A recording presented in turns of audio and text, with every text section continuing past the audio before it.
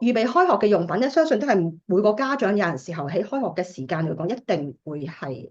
準備嘅嘢嚟嘅。咁呢個唔係梗係家長陌生嘅一個範疇啦。咁但係家長留意啦，唔同年紀嘅小朋友，我哋預備啲開學物品嘅時候咧，都會要留意唔同嘅事項嘅。咁當然啦，比較年幼嘅小朋友，佢哋有陣時候比較粗心大意嘅，基本上咁所以我哋唔建議家長咧預備文具嘅時候。去預備太多好新或者好我哋講緊好花巧嘅文具，咁可能筆都係三四支筆已經足夠。咁同埋咧，不妨我哋有時都預備一啲新嘅文具嘅用品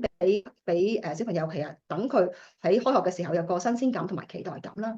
另外，其他對於年幼小朋友講可能有幫助嘅就係可能咧我哋都將部分新嘅書其實都真係咧要包咗佢，或者有保護本書啦。既可以方便佢哋分開唔同嘅科目，亦都可能有啲家長會考慮去貼上一啲名牌啊咁嘅樣咧，咁啊唔會咁容易遺漏啦。喺初小嘅階段，其實小朋友嘅執行功能或者佢哋講緊一啲組織嘅能力仍然有待去建立嘅。咁但係咧，家長都不妨可以咧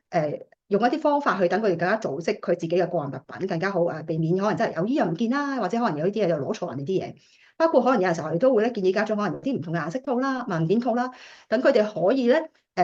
將一啲重要嘅一啲通告又好、重要嘅文件擺喺某一啲嘅顏色嘅文件套，跟住其他文件咧帶咗翻嚟之後咧，家長又容易啲去揾翻出嚟，又做一啲檢查嘅動作。